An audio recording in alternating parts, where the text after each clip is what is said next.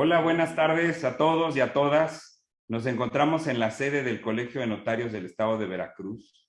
El día de hoy vamos a vamos a tener una sesión de entrevistas en el marco de una campaña que nosotros tenemos que se denomina Marzo, Mes de la Voluntad Anticipada. Para todos los asistentes y todo el público que nos va a estar viendo, le quiero comentar que nosotros en el estado de Veracruz contamos con una ley de voluntad anticipada desde noviembre de 2018. En ese sentido, algunas otras entidades, incluida la Ciudad de México, nos llevan ventaja, ya tienen más tiempo con su ley de voluntad anticipada, pero nosotros, digamos, desde el Colegio de Notarios, en esta campaña que tenemos permanente de sensibilizar a la sociedad sobre la actuación que tenemos los notarios, pues nos parecía muy importante destacar tan importante documento. Entonces, tenemos aquí presentes, por un lado, tengo al licenciado Héctor Nebot García, quien es abogado y es maestro en bioética y Derecho, es catedrático del Instituto Politécnico Nacional, que nos va a ayudar para reforzar ahí parte de nuestros conocimientos jurídicos y nos va a ayudar a conceptualizar, digamos, todas estas cuestiones. Y además tenemos a la doctora Paola Abad, quien es médico especialista en cuidados paliativos en niños con cáncer y es especialista en agología pediátrica. Algología pediátrica, perdón. Disculpen mi ignorancia. Pero bueno, yo creo que podemos tener una charla muy fluida, muy amena. Y yo voy a empezar haciendo las preguntas. Nos acompaña también Ruth Casas, desde luego, y tengo conmigo a Camila Kraus, desde aquí del Colegio de Notarios. Entonces, muchas gracias por participar en este ejercicio, que sobre todo es de difusión y para sensibilizar a la sociedad sobre tan importante acto jurídico. Entonces, vamos a empezar contigo, Héctor, si fueras tan amable de ayudarnos. Fíjate que nosotros aquí en la Ley de Voluntad Anticipada del Estado de Veracruz tenemos, digamos, en sus primeros artículos, en particular en el artículo 4, pues una serie de definiciones que a veces como notarios, como abogados, no nos es tan fácil discernir. Y entonces, ayúdame, por favor, con esto. Ayúdame a que le podamos decir a todo el público, básicamente, qué son estos cuidados paliativos, estos cuidados básicos, estos enfermos en situación terminal. Si me puedes ayudar a definir esto para ver en qué momento entramos para otorgar tan importante documento. Muy bien, con mucho gusto. Mira, el artículo 4 habla de, como dices, de los cuidados básicos de que es un enfermo en situación terminal. Y el artículo 4 dice, en relación a los cuidados básicos, estos son la higiene, la alimentación e hidratación, y en su caso el manejo de la vía aérea permeable. ¿Esto qué quiere decir? Cuando tenemos a un paciente en estado terminal, normalmente necesita ser cuidado y alimentado por las por vías alternas. No es, los pacientes en situación terminal en muchas ocasiones no pueden valerse por sí mismos. Entonces, lo que hace la ley en este sentido es proteger esos cuidados mínimos que requerimos las personas para continuar pues nuestra vida de la manera más digna posible. Y precisamente, pues, una de las cuestiones que maneja la ley es la higiene. Una persona siempre en estado terminal que no puede tener este autocuidado, pues entonces el Estado nos protege a todos para que podamos recibir esto. La alimentación e hidratación, si nosotros lo podemos hacer por nuestra propia mano, pues qué mejor, pero hay veces que ya no es posible. Entonces, ¿por qué es que esto se le llama cuidado básico? Porque en muchas ocasiones, ¿sí?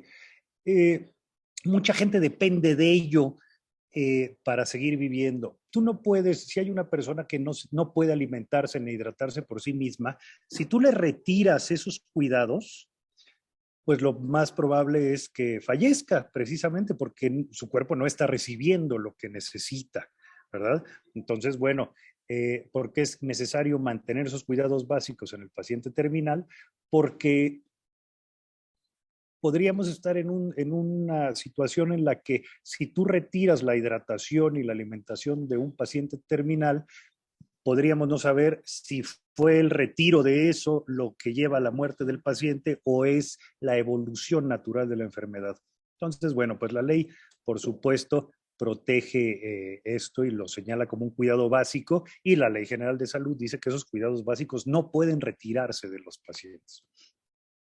Ahora, un enfermo en situación terminal, lo dice la ley, es la persona que tiene una enfermedad incurable e irreversible y que tiene un pronóstico de vida inferior a 6 meses.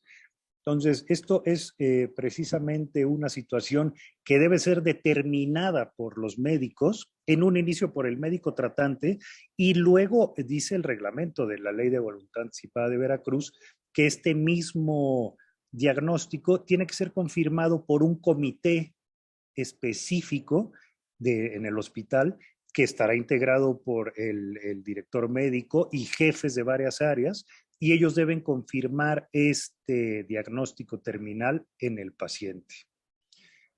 Y, otra cosa que me preguntabas De acuerdo, una vez que tengo entonces un enfermo en situación terminal, que estoy obligado a darle cuidados básicos, también sí, la ley nos define lo que son cuidados paliativos.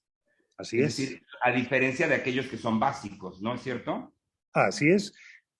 Aquí hay que entender que los cuidados básicos no buscan la curación del paciente, sino que son los cuidados mínimos que se requieren para que el paciente pues continúe recibiendo todo lo demás. Cuidados paliativos, la Ley de Voluntad Anticipada lo define de la siguiente manera. Son los cuidados activos y totales de aquellas enfermedades que no responden a tratamiento curativo e incluyen el control del dolor y otros síntomas, así como la atención psicológica, social y espiritual del paciente. Entonces aquí podemos ver claramente que los cuidados paliativos son aquellos que van enfocados a disminuir el sufrimiento del paciente, tratando de abarcar todos los puntos posibles. Ya no tienen la intención de curar, y además lo dice muy bien, lo dice muy bien la ley, ¿sí? Cuidados activos totales de aquellas enfermedades que no responden a tratamiento curativo. Entonces, ya no hay, obviamente, como es un paciente terminal, pues ya no puede tener un tratamiento curativo, porque su misma enfermedad ya lo dice, no tiene cura. Entonces, lo que buscan es aliviar el sufrimiento. Primero, tratando el dolor, básicamente lo que más nos preocupa en nuestros últimos momentos, y llama la atención siempre esto, no es en sí la muerte, no es en sí el final de la vida, que sí genera mucha angustia porque es pues el final de todo lo que conocemos, pero también algo que se ve claramente y que lo vemos mucho en la asociación es la intención de que los pacientes terminales no tengan dolor, que no sufran. Y el dolor físico y el dolor psicológico, que también es muy fuerte, y se ha visto claramente también que el apoyo espiritual es fundamental en estos pacientes. Entonces aquí la ley es muy clara y es un acierto muy grande que se señale incluso el tratamiento espiritual. De acuerdo. Oye, ahora, por ejemplo, en una situación de enfermedad terminal, digamos, desde luego el enfermo debe recibir sus cuidados básicos, le van a dar cuidados paliativos para llegar a este fin de la vida sin dolor, pero ¿en qué momento se convierte, digamos, esta intención de aliviarle el dolor, en qué momento se convierte, pues, en unas ansias de mantenerlo con vida? La ley también nos define, ¿no es cierto, Héctor?, una serie de medidas que pueden ser o las mínimas ordinarias, que es lo que habitualmente tendríamos que darle al enfermo, pero también hay unas medidas que se consideran extraordinarias, ¿no? Cuando ya vamos más allá de lo que necesita el enfermo. ¿Nos puedes hablar tantito de esto? Claro, las medidas extraordinarias pues son aquellas que ya no tienen ninguna finalidad más que alargar la vida del enfermo en agonía.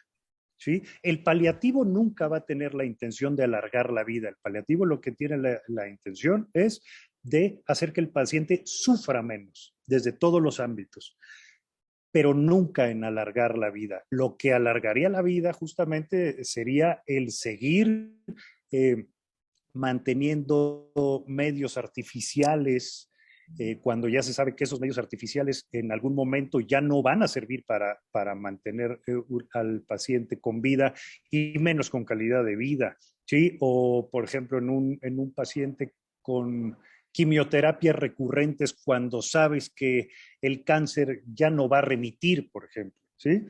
Entonces, el cuidado paliativo en un paciente con cáncer, por ejemplo, que ya no va a remitir, ya no tiene la finalidad de atacar el cáncer, sino únicamente de que el dolor sea lo mínimo posible. Incluso la Ley General de Salud permite que sean aplicados opioides o cualquier otro medicamento que pueda llegar a acortar la vida del paciente, siempre y cuando tenga la única finalidad de eliminar el dolor. No debe tener jamás la finalidad de acortar la vida del paciente, sino acortar el dolor y el sufrimiento del paciente. Y colateralmente puede suceder que acorte la vida del paciente, pero nunca va a tener, los paliativos no tienen la intención de alargar la vida. De acuerdo. Hoy acabas de tocar una fibra bien sensible que se refiere precisamente a este tema de acortar o no la vida de un paciente. Déjame, hago una lectura breve, desde luego, de nuestro artículo primero de la ley para que las personas que nos están viendo entiendan el contexto de esta charla. Nuestra ley de voluntad anticipada del Estado de Veracruz nos refiere que esta tiene por objeto garantizar la atención médica a los enfermos en situación terminal. ¿Ok? O sea, la ley quiere garantizarles a estos enfermos en situación terminal la atención médica, pero también les garantiza la negativa de someterse a medios, tratamientos y o procedimientos médicos que pretendan prolongar de manera innecesaria su vida, protegiendo en todo momento la dignidad de la persona, cuando por razones médicas, fortuitas o de fuerza mayor, sea imposible mantener su vida de manera natural. Entonces, la ley garantizaría esto, ¿no? La atención médica, pero también el que no me apliquen, pues, algunos medios extraordinarios, ¿no? Para mantenerme con vida. Y tocaste una fibra muy sensible, el tema de acortar la vida. La ley de salud permite entonces la aplicación de opioides que disminuyan el sufrimiento, aunque acorten un poco la vida, sin que sea acortar la vida. ¿Nos puedes hablar un poco de esto? Porque ya acortar la vida ya es otra cosa, ¿no? Ya estaríamos hablando a lo mejor de conceptos que rozan o que ya están colindando con el concepto de eutanasia, ¿no es así? Claro, claro, De eso no totalmente. estamos hablando, ¿verdad? No, no, de ninguna manera. Es muy importante tener muy clara esa distinción.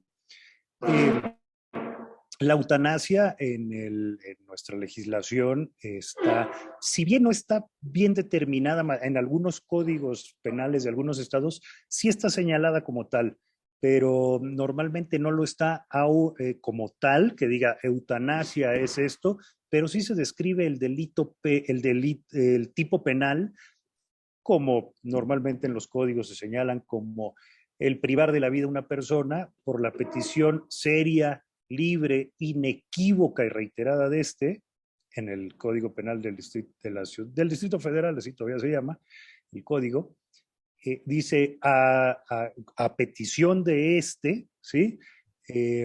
Cuando sufre una enfermedad terminal y sea por razones humanitarias, la cárcel es de 3 a 5 años. Entonces, el tipo penal está muy bien descrito. Pero la voluntad anticipada jamás tiene esta intención, ¿sí? La voluntad anticipada lo que está buscando precisamente es que la enfermedad, aquí hay una cuestión también muy importante. Normalmente se habla de eutanasia pasiva y eutanasia activa, se hablaba, ya no se habla de esto. ¿Por qué no se habla de esto? Porque antes, si se retiraban ciertos elementos y el paciente fallecía, se hablaba de eutanasia pasiva, pero ya esa eutanasia pasiva ya se vio que no existe, porque la intención del retiro de cualquier aparato que mantenga la vida artificialmente no es privar de la vida, sino lo que va a suceder en el paciente es que la enfermedad se va a desarrollar naturalmente y naturalmente lo que va a pasar es que el paciente va a fallecer. No es la conducta activa del personal de salud lo que está llevando al fallecimiento del paciente, sino que es la evolución misma de la enfermedad, a diferencia de la eutanasia. En la eutanasia, lo que tiene que suceder es que la conducta activa del personal médico es la que lleva al paciente a fallecer. Que se le ponga un medicamento específico para cortar la vida o privar directamente de la vida al paciente. Eso es lo que llamamos como eutanasia. Pero en la voluntad anticipada no es eso. ¿Sí? De ninguna manera se está haciendo se le está permitiendo al personal de salud que aplique medidas que sean la causa efectiva de la muerte. ¿Sí? Esa es la gran diferencia. Creo que te perdimos un momentito. De acuerdo, de acuerdo. Oye, pues fíjate que Bien, esto nos liga, tenemos aquí también participando a Paola Abad y desde luego también nos acompaña Ruth Casas. Con Paola, tú que eres médico, especialista en estos temas, digamos como para ir completando estos conceptos, estas definiciones. Ya nos habló Héctor, digamos, de definiciones un poco más jurídicas. En tu caso, Paula, ¿nos puedes ayudar como médico a que tengamos, pues, más elementos para poder, en un momento dado, nosotros como notarios y en general todos los abogados y ustedes que participan en estos menesteres, pues que podamos darle asistencia a los demás? Doctora Paola, en tu caso como médico, ya nos dijo Héctor qué serían los enfermos de situación terminal y lo que debe pasar para que se determine esto, pero médicamente, ¿en qué momento es esto? Porque digo, yo soy abogado y yo he escuchado historias de personas que se han recuperado de enfermedades que prácticamente se consideran terminales. Médicamente, ¿a partir de qué punto lo considero ya un enfermo terminal? Ok, bueno, sí, como bien dijo Héctor, la definición es muy clara y los criterios que tenemos son los 4 que él dijo. Debe ser una enfermedad grave o avanzada, progresiva, irreversible e incurable. ¿En qué momento? Específicamente un tiempo no hay, porque depende de la evolución del paciente. Por eso me gustaría acotar un poquito los cuidados paliativos, específicamente en el grupo de pediatría, que es el área que yo represento.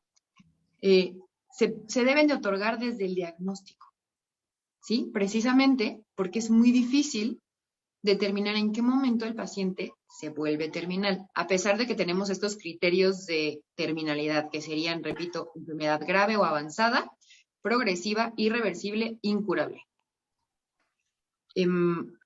Es muy importante esto porque los cuidados paliativos se deben de otorgar desde el principio del diagnóstico hasta el final de la vida o hasta la curación del paciente. Entonces, okay, hay que hacer ¿Y cómo das desde el diagnóstico? Perdón la interrupción. ¿Cómo das desde el diagnóstico? ¿O a qué te refieres con estos cuidados paliativos desde el diagnóstico? Ok. Los cuidados paliativos implican, bueno, paliar significa aliviar, ¿no? Entonces, los cuidados paliativos implica todo cuidado distinto al de la curación. Un ejemplo típico, un pequeñito de 5 o 6 años con algún tipo de cáncer. Su tratamiento curativo va a ser ya sea la quimioterapia, la radioterapia o la cirugía. Yo como médico paliativista, ¿qué voy a hacer? Bueno, que si la quimioterapia le causa náuseas, se las quito. Que si tiene dolor, se lo quito. Que si tiene ansiedad, hablamos con el equipo de salud mental. Otra cosa muy importante es que los cuidados paliativos abarcan no solamente al paciente, sino a su familia. Porque al tener un diagnóstico de este estilo, tenemos un constante duelo anticipado, ¿no? Claro, es que, ¿y si a mi niño le duele? ¿Y si se muere? ¿Y si se le dificulta? ¿Y si tengo que decidir si intubarlo o no? ¿No? Entonces, todo este tipo de cuestiones nos llevan a tener una atención desde el diagnóstico, que es lo ideal. Obviamente, en el momento de cuando empezamos a cumplir estos criterios de terminalidad, que también, como bien decía Héctor, no podemos retirar ciertos cuidados del paciente, ¿no? Los cuidados básicos, alimentación, hidratación, vía aérea, higiene y dolor.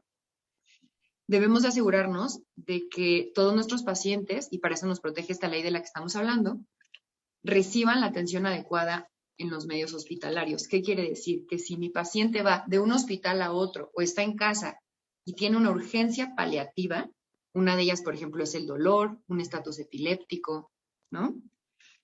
Pueda y debe ser atendido en cualquier institución sin que se intente prolongar su vida con medidas extraordinarias, que se respete esa voluntad anticipada en todos los medios hospitalarios del estado o del país en el que esté el paciente. De acuerdo. Oye, bueno, pues ahí debe ser muy difícil la posición, desde luego, de familiares de los enfermos terminales. Ya ni quiero pensar en los padres de menores que tienen enfermedades terminales. Pero a veces nosotros quisiéramos pues hacer todo lo imposible, ¿no? Queremos utilizar todo lo que tengamos a nuestro alcance. Y en ese sentido también la ley nos va dando un concepto que yo quisiera que nos ayudaras a definirlo, Paula, que es lo relativo a la obstinación terapéutica, ¿no? O sea, a veces lo que queremos, no sé, en qué momento, Buscar todas las opciones. claro, buscas todas las opciones, en qué momento dejas de buscarlas, o en qué momento esto se convierte en una obstinación terapéutica. La obstinación terapéutica, que también algunas personas manejan como distanasia, es cuando hacemos acciones que prolongan de manera innecesaria el sufrimiento sin que le acarree ningún beneficio al paciente. Es decir, cuando hay cantidad sin calidad, caemos en obstinación terapéutica. Ok. ¿Y cómo saber? Además, por ejemplo, se me ocurre pensar, la ley de voluntad anticipada, en principio, por lo que me han referido y hemos podido leer en las exposiciones de motivos, en principio no solamente es para garantizar estos cuidados, sino garantizarle a un enfermo que pierde su capacidad mental, digamos, para tomar decisiones. Nosotros antes siempre hemos tenido el medio legal de que nos represente a alguien, no podemos conferirle un poder a un tercero y pueda hacer todo por nosotros. Pero el poder se extingue precisamente o con la muerte o con la falta de capacidad de la persona. Entonces, ¿qué pasaba? Bueno, pues que otorga un poder, pero una vez que ya entro en coma o ya estoy en una situación terminal, pues ya ese poder ya no se ejerce, ya no tiene efectos. Por eso es que está la voluntad anticipada, ¿no? Para que cayendo aún en un estado de incapacidad, pues haya alguien que pueda tomar decisiones por mí. En el caso de los menores, me parece que tenemos por ahí alguna diferencia, ¿verdad? No sé si me puedan ayudar con esto, tanto Paula como Héctor. Me gustaría hacer una pregunta antes de ese punto que quiero tocar a Paola sobre la importancia ética que tiene el hacer la voluntad anticipada como familiares de un menor y desde el punto de vista médico. Si tú nos puedes dar esta perspectiva desde tu disciplina. Es importante tener una voluntad anticipada como madre de familia, como padre de familia, teniendo un menor con una enfermedad terminal. Ok, sí. Si entendí bien la pregunta, es refiriéndose al menor, ¿cierto? La voluntad anticipada del menor. ¿Sí? Sí. Ok. Sí, por supuesto que es importante. ¿Por qué? Porque yo como madre, como padre de familia, incluso como médico, si mi paciente tiene una voluntad anticipada, firmada por sus padres y por algún testigo con todas las características que la ley exige, estoy asegurándole a ese paciente que llegue a donde llegue o pase lo que pase, su familia y él o ella tienen esta protección de que no se va a prolongar su sufrimiento o su agonía en el momento en el que llegue su muerte. ¿Por qué? Porque cuando llega el momento en el que una persona está a punto de fallecer o está ya teniendo más síntomas, pues al final somos humanos, ¿no? Entonces muchas veces pasa esto que comentaban hace un momento, ¿no? A lo mejor yo ya firmé todo y tengo muy tranquilo todo porque mi niño lleva con los mismos síntomas 4 años. De pronto un día se descompensa y empiezo, ay no, mejor que si lo intuben, mejor que le pongan todo, mejor que si hagan, ¿no? Y volvemos a caer en esta parte de la obstinación terapéutica. Entonces, el tener un documento previamente firmado y tener todo hace que no recaiga en este momento de tanto dolor la decisión en mamás, en papás, en tutores que tienen todos los sentimientos a flor de piel y el dolor presente.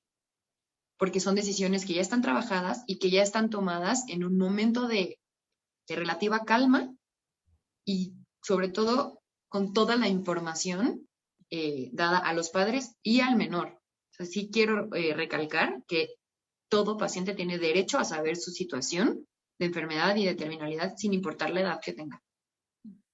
De acuerdo, de acuerdo. Oye, pues en ese sentido, nosotros, digamos, aquí en el estado de Veracruz tenemos la disposición de que los padres que ejercen la patria potestad podrán otorgarlo, pero creo que por ahí Héctor nos estaba comentando hace algún rato, creo que hay algunas inconsistencias, ¿verdad?, en las legislaciones. Creo que de momento en la Ciudad de México se derogaron algunos artículos relativos a esto, ¿verdad, Héctor?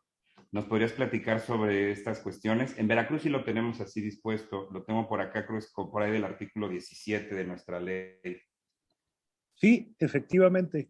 Y si me preguntas qué opino personalmente, yo creo que es una gran ventaja que la legislación de Veracruz mantenga esta posibilidad de que los padres puedan firmar ellos en nombre de sus hijos el formato de voluntad anticipada.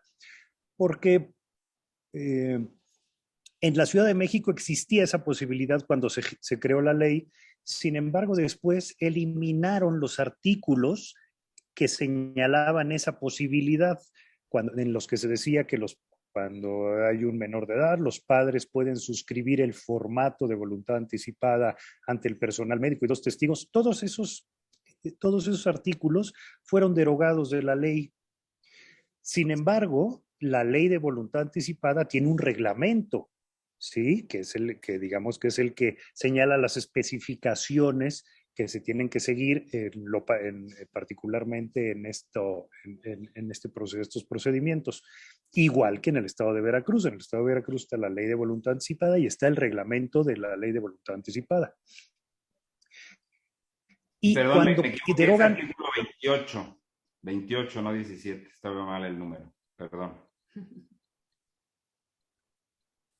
Bien, entonces, ¿qué es lo que sucede aquí? En el reglamento de la ley de voluntad anticipada para el Distrito Federal, no eliminan esa posibilidad. Entonces, todavía hay muchos lugares y en muchos hospitales se llevan a cabo la suscripción de formatos de voluntad anticipada por parte de los padres a nombre de sus hijos. ¿Por qué? Porque en el reglamento todavía existe esa posibilidad, sin embargo, en la ley ya no existe esa posibilidad. Y también por el hecho de que si uno accede a Internet y pone formato de voluntad anticipada, puede simplemente, ahí está disponible, ¿sí? Con los logotipos del gobierno, que es la administración anterior. No ha habido una actualización de los logotipos y demás, pero el formato existe y se acepta por parte de las autoridades el registro de estos formatos firmados por los padres. Entonces sí hay ciertas inconsistencias ahí entre que el reglamento sí lo permite y la ley no lo permite, que sí dejan en cierta vulnerabilidad al personal de salud al no tener claridad en este sentido. Sin embargo, bueno, lo bueno es que en Veracruz no, creo que lo tenemos dispuesto en el 28 para el formato. Y ahí me voy a permitir hacer un comentario, discúlpame que te interrumpa, Héctor. En el caso de Veracruz, tenemos, por un lado, el documento de voluntad anticipada, que es el que otorgas ante notario, el cual, pues, viene dispuesto en el capítulo 2 de nuestra ley, y luego está el formato de voluntad anticipada, que es el que suscribes en la institución médica, ¿no? Entonces, pues para que la gente que nos esté viendo entienda esa diferencia. Es importante que se acerquen con su notario para que les explique los alcances del documento de voluntad anticipada y desde luego si están en algún tratamiento pueden platicar con su médico para ver de qué forma se puede llevar a cabo la firma de este formato de voluntad anticipada, ¿no? Que ese ya pues finalmente lo hacen en las instituciones de salud y me parece que son estas las que tendrán que remitir a la unidad especializada de voluntad anticipada, la que llevará el registro, ¿verdad? Para que en dado caso, pues, si sepan todos las instituciones de salud que ese documento está otorgado, ¿verdad? Pues acá en Veracruz estamos todavía un poco en pañales, estamos apenas otorgando los primeros documentos de voluntad anticipada a los notarios de la entidad.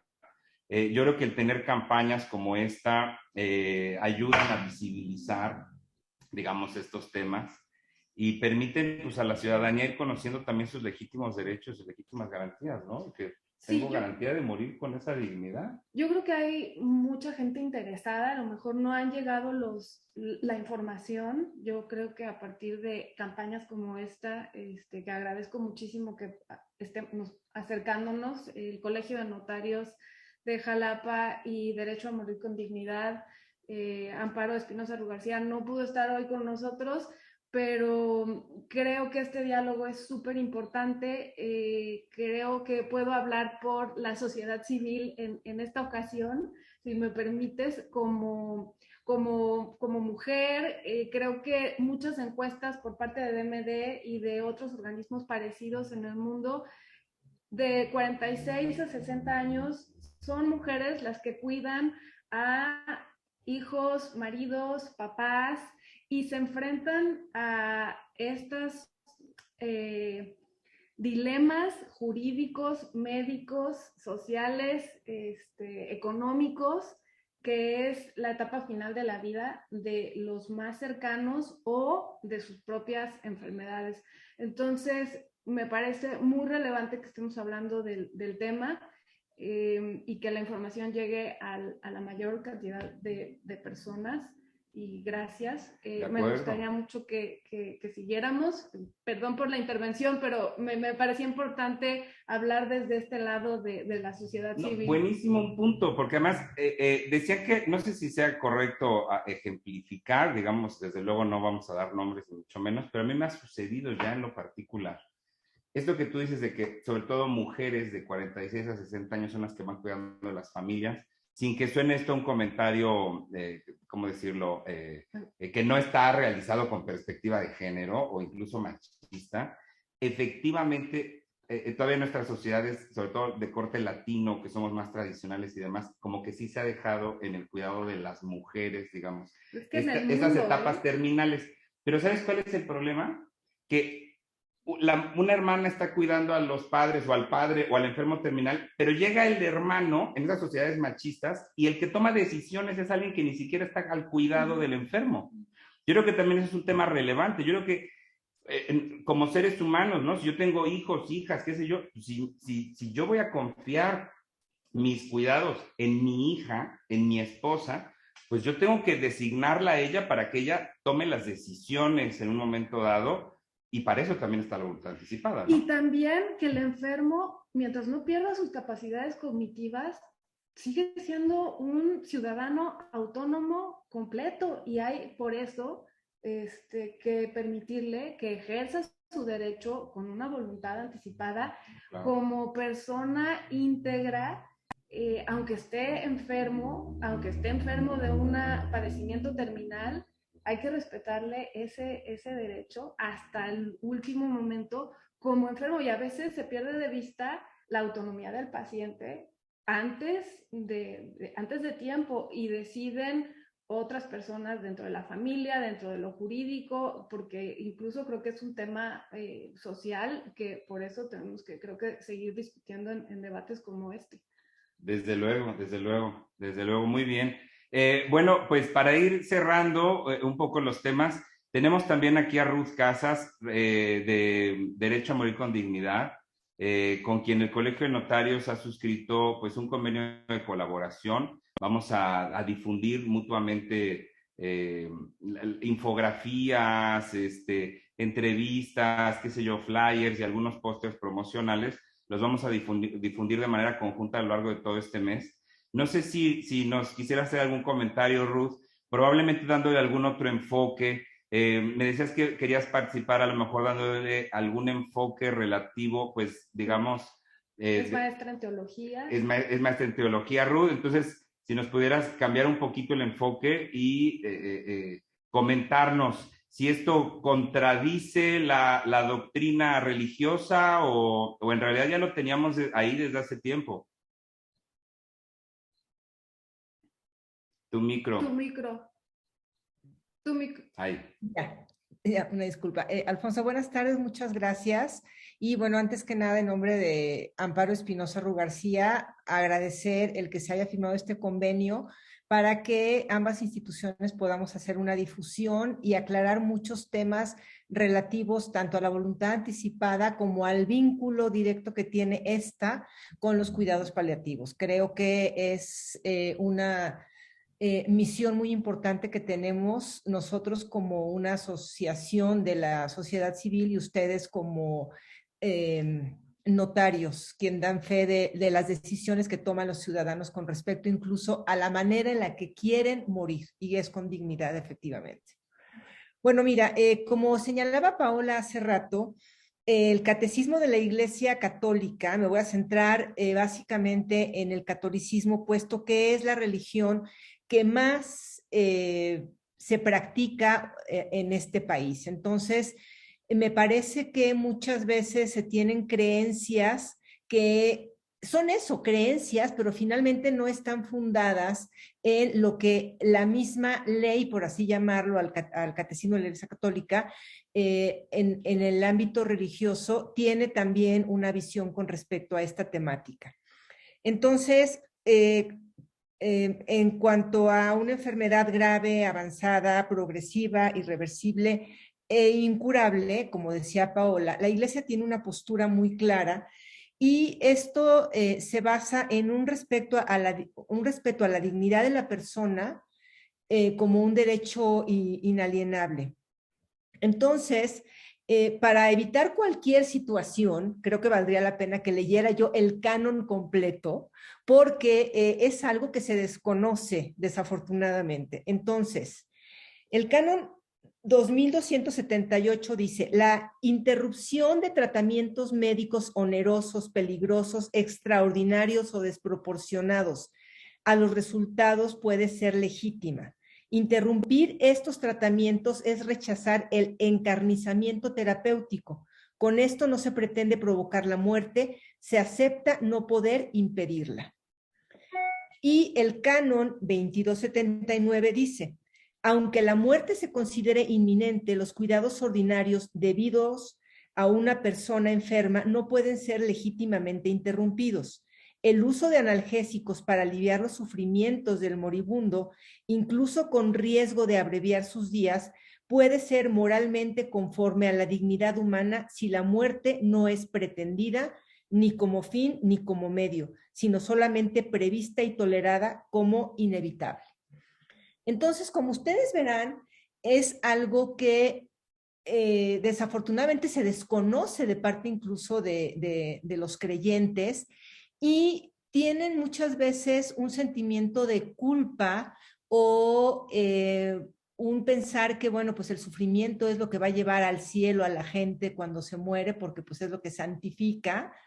Y pues no se están viendo otros aspectos que me parece que son fundamentales. El mismo catecismo lo dice. Estamos hablando también de esta parte de tratamientos médicos onerosos. ¿Cuántas familias por prolongar la vida de un enfermo terminan con la economía no nada más de los parientes directos, sino muchas veces de la familia extensa?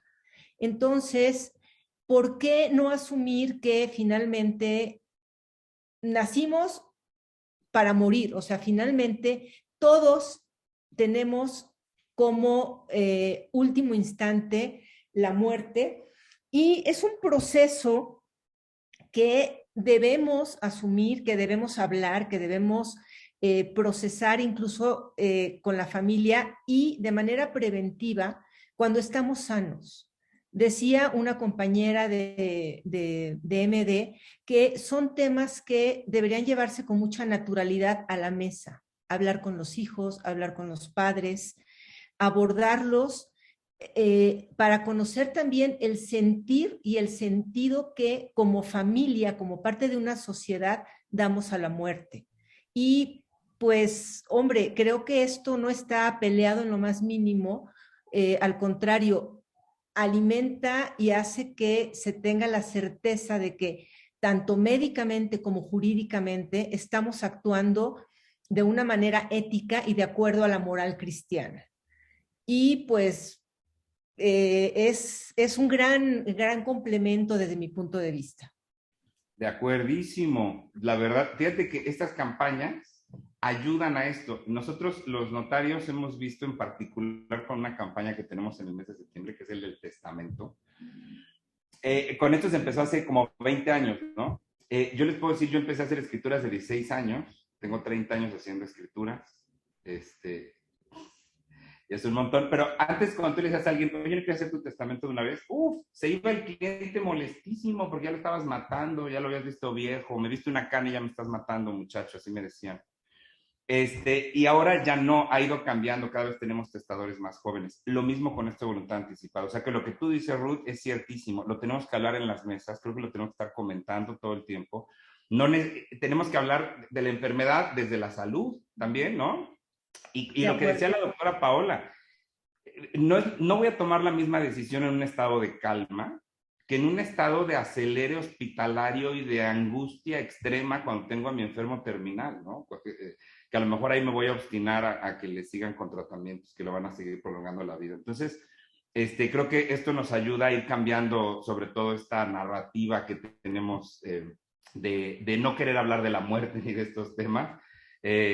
Y bueno, pues ya lo tenemos en ley, ya es una realidad, es un derecho que tenemos los veracruzanos de poder consignar este documento ante nuestro notario de elección o en dado caso en un formato que puedo suscribir en la propia institución de salud. Ahora hay que ejercerlo. Pero hay que ejercer ese derecho, claro. Y la mejor forma, pues, es, creo yo, otorgando el documento con su notario, con el notario de su confianza, van a recibir asistencia legal. Y yo creo que este tipo de conversatorios que podemos tener, pues, al menos a mí, el de hoy me sirvió muchísimo, porque yo soy sumamente ignorante de estos temas, me van a disculpar, lo tengo que admitir. Es algo nuevo a lo que nos estamos enfrentando los notarios. Los notarios somos muy dados a estar estudiando lo que la ley nos obliga a hacer y como que no salimos de nuestro carril. Y el tener esta charla, digamos, con diferentes especialistas nos permite pues, ir volteando hacia otros lugares, ir ampliando nuestros horizontes también, ¿no? Para poder dar mejor asesoría legal a los clientes. Pues yo creo que eso pasa a veces que las especialidades, la cultura en la que estamos, que es, te clavas en tu profesión y hace falta tender los puentes a qué es lo que atraviesan los médicos, qué es lo que se vive desde la teología, desde otros aspectos de la cultura, porque es lo que es la construcción social de la muerte, de la vida y de la manera en la que tenemos que cooperar en estas cuestiones que son a debatir y a derechos a ejercer, como decías.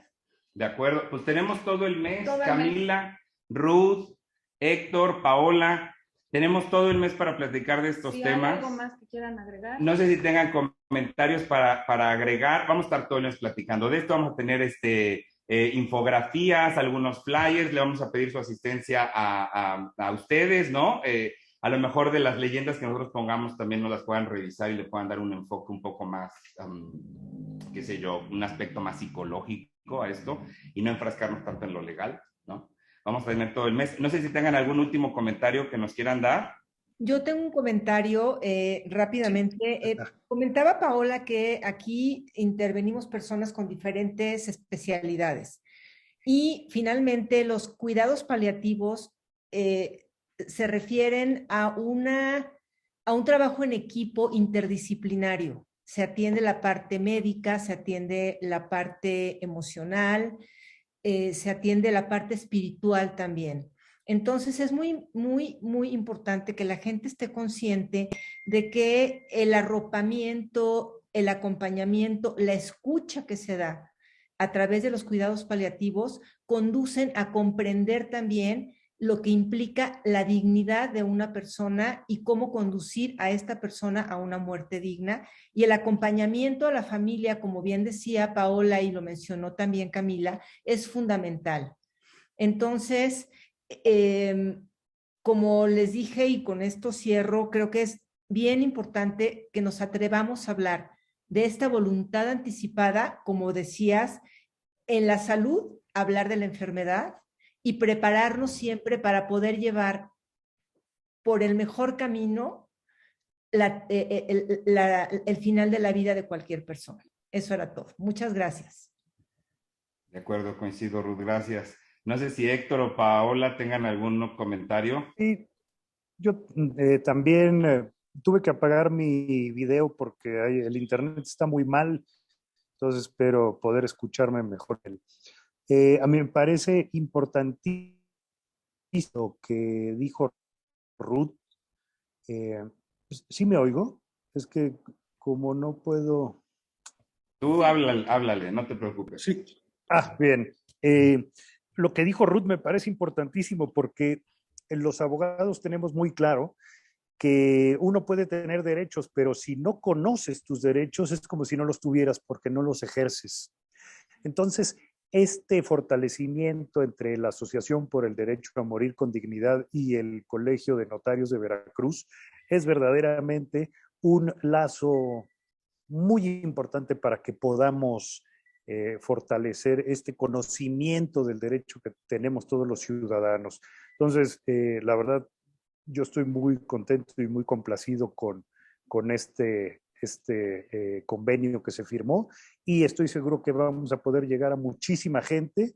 Yo de entrada les puedo decir, para que se den una idea, en este momento que estoy yo en un lugar, no estoy en mi casa, ¿verdad? En mi oficina, y justamente hablando de la voluntad anticipada, ya hay 2 personas aquí al lado que me oyeron hablando de ello y están esperando que yo termine la entrevista porque quieren toda la información para poder firmar su documento. Entonces, esto es verdaderamente, vamos a poder hacer muchísimo por los derechos de todos. Y pues si son residentes en Veracruz, diles que se acerquen aquí al colegio para que pregunten la lista de todos los compañeros notarios de la entidad para que puedan otorgar su documento en este mes de marzo, que es de la voluntad anticipada. Sí, además. Sí, claro que sí. Vamos a hacer Paola, un comentario que nos pudieras hacer.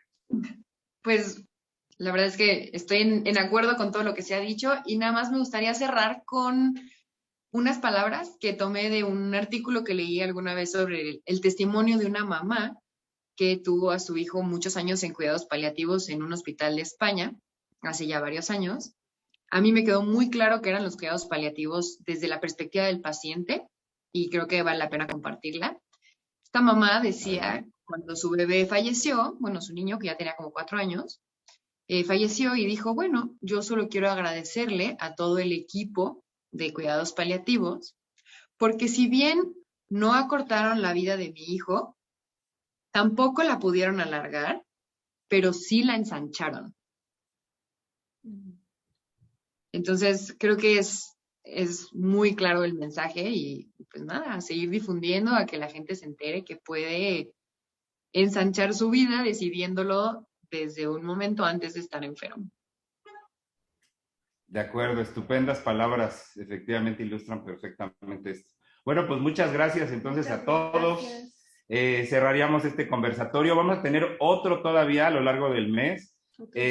Tenemos otros 2. El 8 de marzo y el 22. 8 de marzo y 22 de marzo tenemos otros 2. Lo mismo para que en esos yo creo que los vamos a hacer abiertos, ¿no? Para que en ese momento se puedan conectar y a lo mejor nos puedan preguntar. Y estén pendientes de nuestras redes sociales del Colegio de Notarios y de DMD, que vamos a estar compartiendo los flyers. Muchas gracias, Camila. Gracias. Buenas tardes a todos. Cuídense mucho y que estén muy bien. Un placer. Y asistan a sus notarías durante este mes de marzo para que les den la asistencia legal. Hasta luego.